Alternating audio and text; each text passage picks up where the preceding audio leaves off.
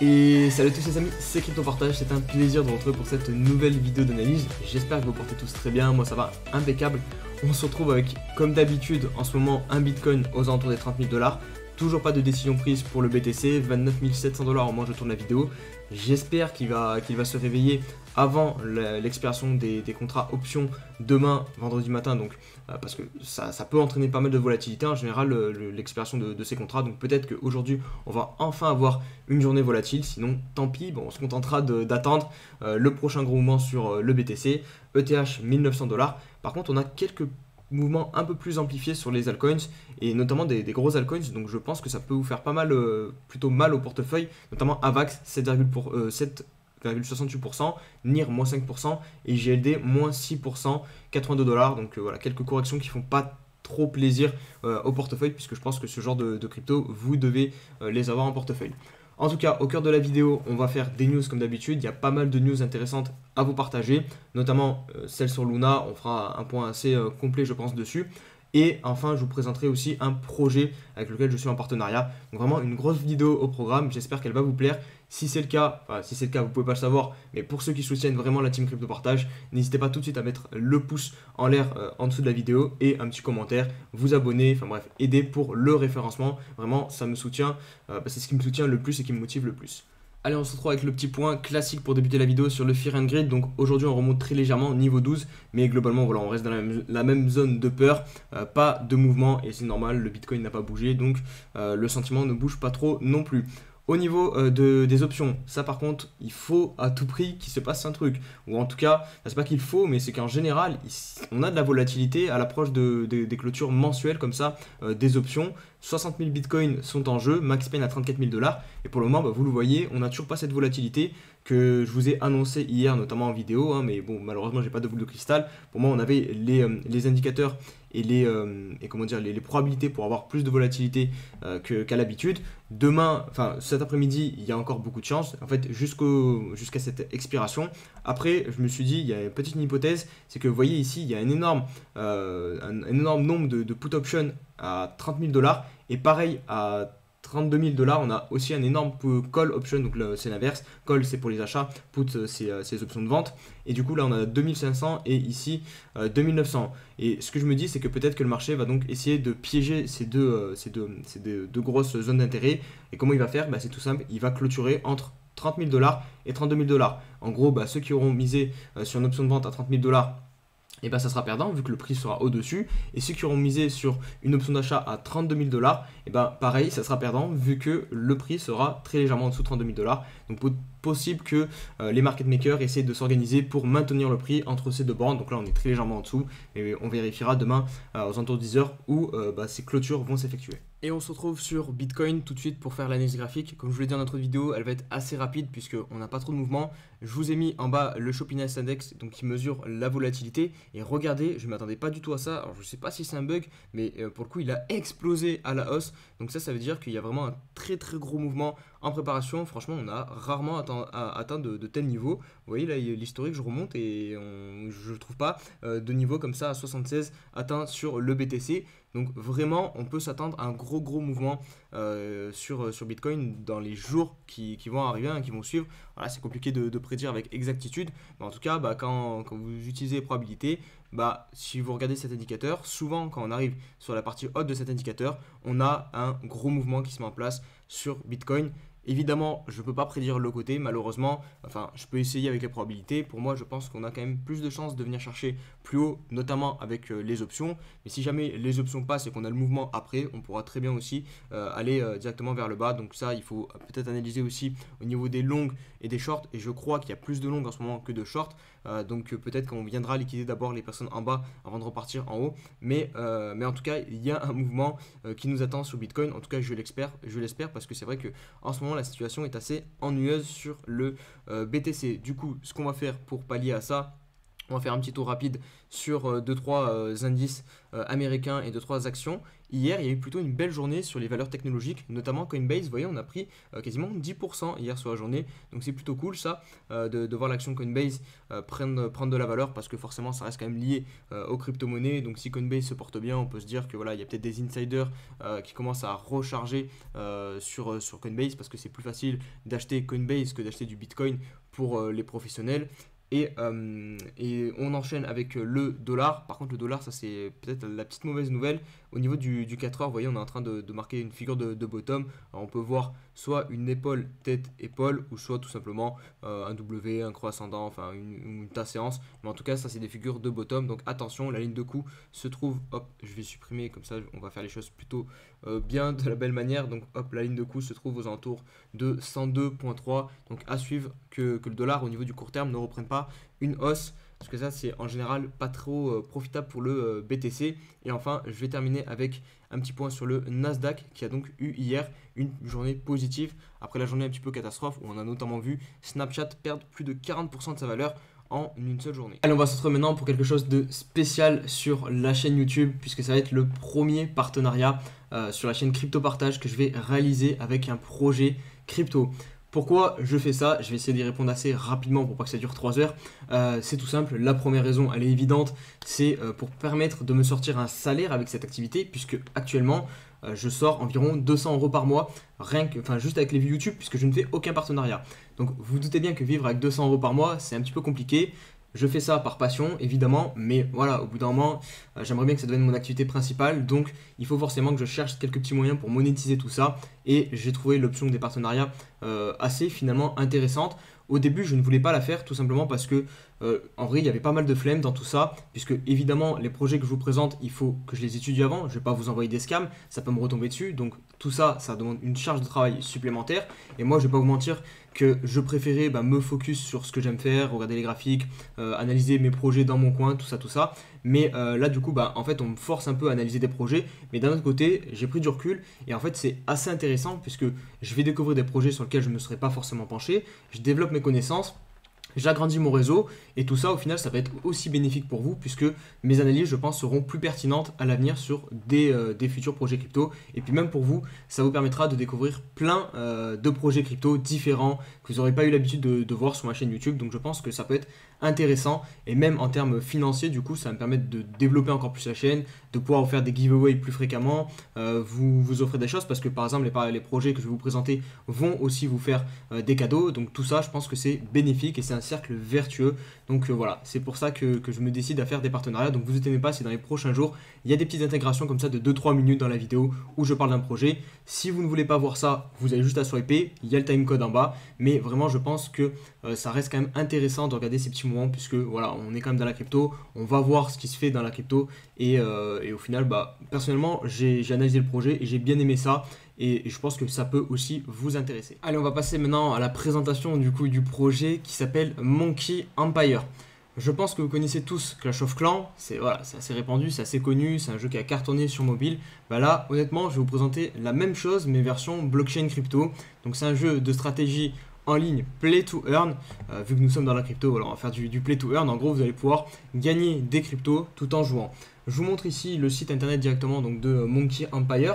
Il y a une petite vidéo présentation, donc je vais vous la faire défiler en même temps que je vous explique les points clés de ce jeu. Donc voilà, comme ça vous allez pouvoir observer un petit peu à quoi va ressembler le jeu. Donc le but du jeu, c'est tout simple, c'est de construire votre village de singes, d'entraîner vos troupes et piller les crypto-monnaies de vos adversaires. Donc exactement en fait comme Clash of Clans. Monkey Empire est un univers entier avec de multiples modes de jeu. En effet, vous allez avoir un mode de jeu, celui que vous constatez à l'écran ici, qui va être le mode de jeu principal, donc similaire à Clash of Clans, où vous allez donc construire votre village. Donc là, vous pouvez choisir directement le lieu où vous allez mettre votre village. Ensuite, développer le village, donc créer des bâtiments, améliorer vos troupes, récolter des ressources. Enfin, vraiment la même mécanique globalement que Clash of Clans. et par la suite attaquer les autres villages pour justement récolter des crypto-monnaies, puisque le jeu va avoir sa propre crypto, le Monkey Coin, on va en reparler juste après. Mais voilà, donc ça c'est pour la mécanique du premier jeu. Il y a un deuxième mode de jeu qui va être uniquement sur PC, parce que oui, Monkey Empire va être jouable sur PC et mobile pour le mode de jeu principal que je vous ai expliqué, mais le deuxième mode de jeu, donc lui va être uniquement jouable sur PC, et c'est un mode de jeu où vous allez vous allez incarner votre singe à la troisième personne.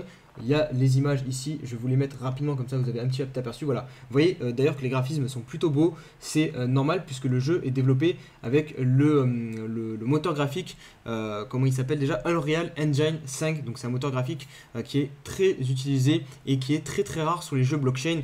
Et justement ça va être un des points forts de ce jeu Monkey Empire, c'est qu'il veut clairement concurrencer les jeux qui ne sont pas blockchain. Parce que le problème des jeux blockchain, c'est que la plupart sont assez moches, assez bien pensés en fait comparé aux jeux classiques. Et là vraiment le but c'est de faire une adoption de masse. Et ça c'est clairement ce qu'on veut sur les cryptos au final. Il faut vraiment qu'on puisse toucher un maximum de personnes qui sont hors aussi de la crypto-monnaie. Donc le jeu va être cross-platform, donc ça je vous l'ai dit, vous pouvez le jouer sur mobile et sur PC. Il y a un propre bridge qui est développé par Monkey Empire, qui est en cours d'audit par l'équipe de Paladin. Donc c'est un bridge BSC AVAX, puisque le jeu va être disponible sur, en tout cas le token va être disponible sur la Binance Smart Chain et la blockchain Avalanche. Donc ça c'est assez important de savoir sur quelle blockchain on pourra avoir le token. Il y aura des NFT évidemment aussi, nous sommes dans les cryptos donc on va intégrer des petits NFT, ils seront au centre également donc, du jeu Monkey Empire. Ils vont se présenter sous deux formes et ont un impact réel sur le gameplay. Donc il y aura des NFT cosmétiques qui seront mintés par les joueurs en dehors du jeu ou qui peuvent être gagnés dans des modes de jeu et des événements spéciaux. Et enfin des NFT consommables qui seront produits par le centre de recherche et gagnés dans l'environnement PvE. Donc ils vous donneront un avantage puissant comme l'amélioration de vos troupes par exemple. Donc voilà, il y aura un petit côté NFT aussi sur le jeu qui est aussi très intéressant quand nous sommes dans la crypto. On utilise toutes les palettes de la technologie possible. Au niveau de la roadmap, on aura donc l'alpha du jeu qui est déjà disponible en privé pour le moment. Personnellement, j'ai pu tester le jeu un petit peu et c'est assez agréable pour jouer. Donc c'est pour ça que je vous en parle, hein, sinon je ne vous parlerai pas du jeu. On va voir le lancement de la public launch. On aura ensuite l'alpha du jeu ouvert au public, la bêta du jeu et enfin la version du jeu avec l'intégration du token in-game qui devrait arriver Q3 2022. Donc vous voyez, ça va arriver assez rapidement. Donc c'est pour ça que je vous en parle. Il va falloir commencer déjà à préparer ces petits billes si vous voulez être dans les premiers à jouer à ce jeu. Voilà pour la petite présentation du projet assez rapide. J'espère que j'ai été assez clair. Mais de toute façon, si vous avez loupé quelques petites infos, il y aura tout en barre de description pour que vous puissiez creuser bien plus sur le projet. Là, je vais vous partager rapidement les choses qui me plaisent vraiment moi dans le projet et qui je trouve le différencie des autres Play to Earn par exemple. Alors premièrement, c'est un jeu qui est gratuit, donc ça c'est quand même plutôt cool. Vous voulez pouvoir tester le jeu, pas besoin de payer, vous allez jouer directement. Ensuite, le jeu ne demande aucune connaissance de la blockchain. Et ça pour moi c'est le point fort je pense du jeu, puisqu'il va pouvoir toucher tous les utilisateurs extérieurs à la blockchain. Comment il fait? C'est tout simple, vous n'avez pas besoin de créer de wallet pour commencer à jouer. Donc comme ça, les personnes qui ne connaissent rien à la crypto, ils viennent, ils s'inscrivent comme sur un jeu classique, ils commencent à jouer, ils accumulent des tokens et une fois qu'ils ont pris conscience qu'ils ont accumulé beaucoup de tokens, qu'ils veulent les revendre, ils se plongent un petit peu plus dans l'univers blockchain crypto et ils peuvent retirer et créer ultérieurement leur wallet pour justement retirer leurs tokens et vendre leurs tokens s'ils le souhaitent, s'ils souhaitent récupérer l'argent qu'ils auront accumulé grâce à leurs heures de jeu passées à farmer des tokens. Comme je vous ai dit un petit peu dans la présentation aussi, Monkey Empire est construit avec un bon moteur graphique. Donc ça, c'est quand même plaisant de jouer un jeu qui est pas moche, qui est pas dégueulasse. Alors oui, c'est pas un jeu PS4 non plus, mais pour un jeu mobile, je trouve la qualité très très bonne. Donc ça, c'est quand même plaisant. À la différence des autres jeux du même style, la monnaie là n'est pas imprimée par des développeurs sans valeur. Dans Monkey Empire, la valeur est entre les joueurs et les holders du Monkey Coin. Donc ça aussi, c'est très intéressant. Et enfin, je terminerai par ce genre de jeu en fait qui a plus de 200 millions de joueurs et génère plus d'1 milliard de revenus par an. Voilà, ça c'est un petit comparaison avec d'autres jeux qui sont sur la même tranche que Monkey Empire. Donc pour vous donner le potentiel si jamais ce jeu est vraiment adopté massivement par le grand public. Ce que Monkey Empire veut faire, voilà, ils ont de réelles ambitions puisque justement comme je vous dis, le point fort c'est qu'ils essaient de camoufler au maximum tout ce qui est technique au vu de la blockchain pour permettre une utilisation de masse du jeu.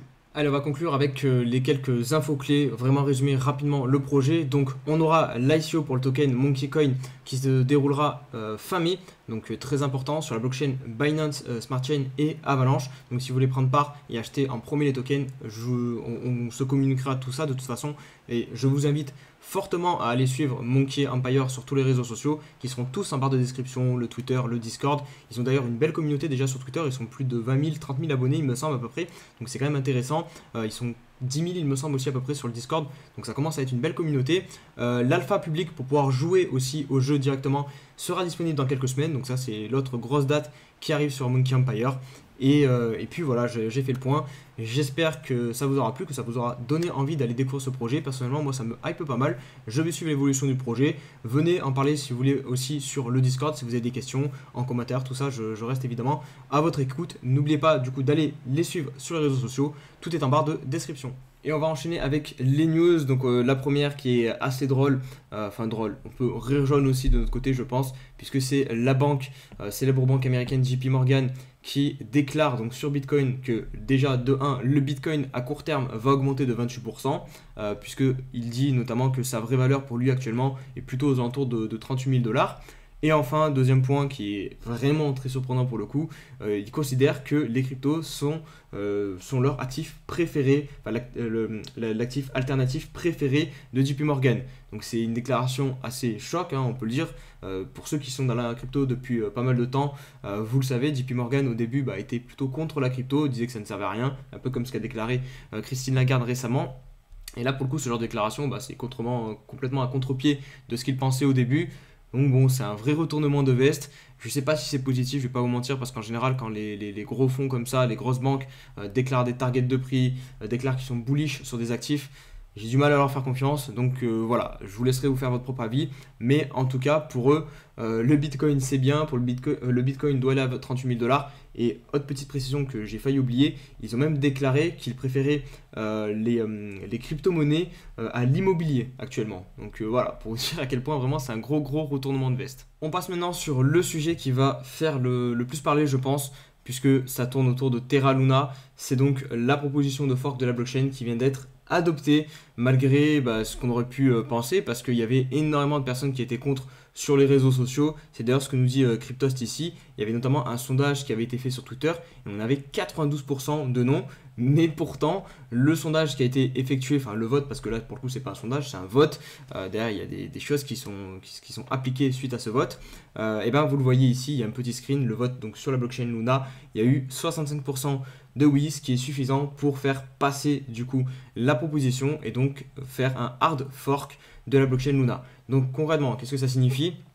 L'ancienne blockchain le token va être renommé LUNC, L-U-N-C, donc Luna classique, et on va avoir donc le projet qui va se déplacer, en tout cas le projet mené à bien par le fondateur ici, donc je ne vais pas dire son nom parce que j'arrive toujours pas à le prononcer, qui va donc lui conserver le nom du token Luna, mais voilà, ça sera deux blockchains maintenant scindées qui n'auront pas le même les mêmes règles en fait, c'est ça un hard fork, c'est voilà, on change de règles.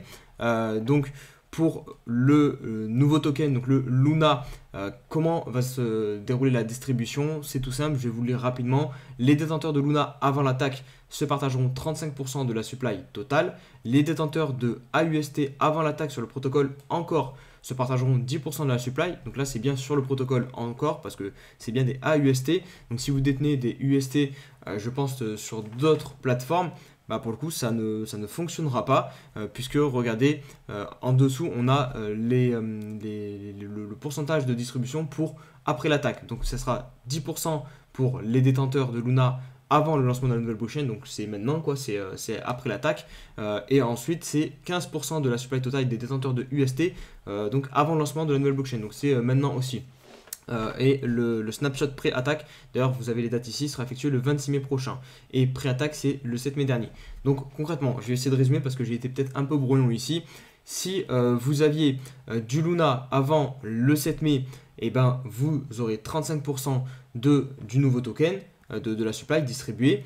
Si vous avez de l'AUST sur encore, donc si vous avez déposé de l'UST pour farmer la PY à 20%, pareil, vous récupérez 10% de la supply de l'airdrop. Vous êtes éligible, évidemment, on va se partager, vous n'allez pas avoir 10% de la supply de tous les nouveaux tokens. Mais en tout cas, vous serez éligible à l'airdrop.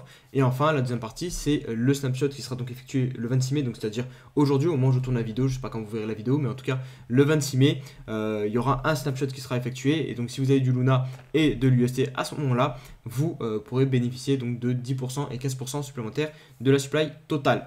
Voilà, concrètement, ça c'est pour la distribution. Je les ai déjà vus les questions parce que sur Twitter on en a un petit peu parlé. Est-ce que si j'ai mes cryptos sur Binance, sur KuCoin ou n'importe quel protocole, est-ce que je vais recevoir l'airdrop? Alors ça, honnêtement, je pense qu'il va falloir étudier au cas par cas. Ça va dépendre des échanges. Je sais que sur certains échanges, notamment Mex, ici, je vous ai pris celui-ci en exemple parce que voilà, il a fait une campagne sur Twitter. Donc lui, par exemple, il va se servir des frais de trading pour rembourser et brûler petit à petit tous les Luna et du coup rembourser les clients qui auraient pu être lésés dans cette affaire. Donc ça, vraiment, ça va dépendre de chaque échange. Mais honnêtement, je pense que les échanges vont plutôt être collaborateurs. Voilà, ils savent que la plupart des utilisateurs crypto ont perdu beaucoup d'argent sur ça, donc ils essaieront de faire un geste pour se faire bien voir. Donc je ne pense pas que l'airdrop, ils vont le conserver pour eux, ils vont le redistribuer directement à vous si vous êtes dans le cas des personnes ici qui peuvent recevoir l'airdrop.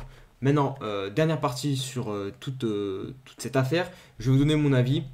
Parce que je pense qu'il y aura aussi beaucoup de questions sur le nouveau token, est-ce qu'il va prendre de la valeur, etc. Est-ce qu'il y a un petit coup à jouer? Alors, niveau spéculation, je pense que oui, au moment de la sortie du token, il y aura peut-être un pump, parce que beaucoup de personnes vont l'acheter en se disant, oh là là, le Luna, il peut remonter à, je sais pas, à 120 $. Et encore, on ne connaît pas le prix, parce que du coup, il faudrait connaître la supply du Luna, tout ça, personnellement, c'est encore assez flou. Donc, il faut connaître la supply, voir combien de tokens seront en circulation, parce que forcément, ça va forcément impacter le prix. Hein. Si vous avez énormément de tokens, il faut forcément beaucoup plus de dollars dans la supply pour pouvoir faire monter le prix élevé. Et autre petit détail, c'est que personnellement, je ne sais pas d'où va provenir la liquidité. Parce que forcément, il faut une contrepartie. S'il n'y a que des vendeurs, vous allez vendre quoi? Enfin, il faut que quelqu'un vous achète le token. Donc, je ne sais pas d'où va provenir la liquidité. Si ça vient de la fondation Luna, qui va mettre à disposition de la liquidité pour permettre d'absorber la vente de certaines personnes. Parce que personnellement, je pense quand même qu'il y aura sur le long terme plus de vendeurs que d'acheteurs. Parce que concrètement, là, le projet, pour moi, il vaut plus rien. Ce qui faisait la force de Luna, c'était le fait que ça soit relié à l'UST. Mais là, c'est une blockchain comme une autre. Donc vraiment, j'ai du mal à croire que ce projet va prendre de la valeur. Il y a de gros problèmes sur le fondateur, il est poursuivi par la justice coréenne, enfin bref, il y a une perte de confiance aussi énorme envers les utilisateurs. Donc tout ça, pour moi, ça me fait penser que le nouveau Luna, ne prendra pas de la valeur dans le temps. Donc restez vraiment très très prudent en termes d'investissement. Ne vous jetez pas sur le token, vérifiez la supply. Si vous commencez à vous dire oui, il va remonter à 120 $, parce qu'avant il était à 120 $, mais qu'il y a une supply 10 fois supérieure à celle d'avant, non, ça ne se passera pas comme ça. Il faudra beaucoup plus d'argent. Donc faites très attention, surveillez la supply. Je vous communiquerai tout ça sur les réseaux sociaux, mais personnellement, j'ai beaucoup de warnings sur ce sujet. On poursuit du côté du Portugal maintenant, puisque on va pas dire le paradis fiscal, mais ici un peu pour les cryptos, ça fait partie en Europe des meilleurs endroits en termes de taxation sur vos cryptos. Vous êtes très faiblement taxé, voire même peut-être pas du tout. Je sais pas s'il y a des Portugais ou des personnes expatriées au Portugal qui me regardent, n'hésitez pas à me le dire en commentaire. Mais en tout cas, on avait eu un petit rebondissement sur ce pays, puisqu'ils avaient annoncé qu'ils allaient taxer les cryptos, peut-être même pire qu'en France. Et finalement le texte de loi n'a pas été accepté par les députés, ça a été rejeté. Donc c'est en tout cas parce que du coup ils peuvent peut-être réécrire le texte, changer un petit peu la proposition, mais pour le moment répit du côté du Portugal puisque le texte est rejeté. On va conclure la vidéo avec SBK, donc qui est le fondateur de FTX et qui est notamment la deuxième personne de moins de 30 ans la plus riche de tous les temps. Donc c'est vraiment quelqu'un dans l'univers crypto et même dans le monde, hein. Il pèse énormément. Et là, il a déclaré au cours d'une interview qu'il allait dépenser 1 milliard de dollars aux élections américaines de 2024 pour faire passer le candidat qui lui correspond le plus. Alors ça sera très probablement le parti du côté de Joe Biden, puisque Moi, je pense pas que Joe Biden va se représenter vu son âge et vu son état, mais en tout cas, il a clairement dit qu'il voulait barrer la route de Donald Trump, puisque lors de la précédente élection, il avait déjà voté en fait pour Joe Biden. C'est pour ça que je lui dis qu'il va très probablement revoter pour Joe Biden, puisqu'il avait déjà été l'un des plus gros donateurs de la campagne de Joe Biden. Voilà, il avait en effet offert 5,2 millions de dollars pour aider donc le démocrate à convaincre les Américains, et là il semble déterminé à refaire la même chose, donner de l'argent donc pour faire passer le candidat qu'il choisira. Et voilà la team CP, j'espère que la vidéo vous aura plu, elle aurait été plus longue que d'habitude, pas mal de news à vous partager aujourd'hui, mais franchement, personnellement en tout cas, j'ai kiffé vous partager tout ça. Le petit projet aussi qui a finalement pris pas mal de temps, je me suis laissé un petit peu porter par mes idées et finalement j'ai assez bien développé sur le projet, j'espère qu'il vous plaira, hein. Comme je l'ai dit tout à l'heure, n'hésitez pas à aller checker, toutes les informations seront en barre de description. Un petit abonnement sur la chaîne YouTube, Twitter, tous les réseaux sociaux, rejoindre le Discord, likez la vidéo pour booster un maximum la team CP et on va se dire à demain pour une nouvelle vidéo. Allez, ciao ciao.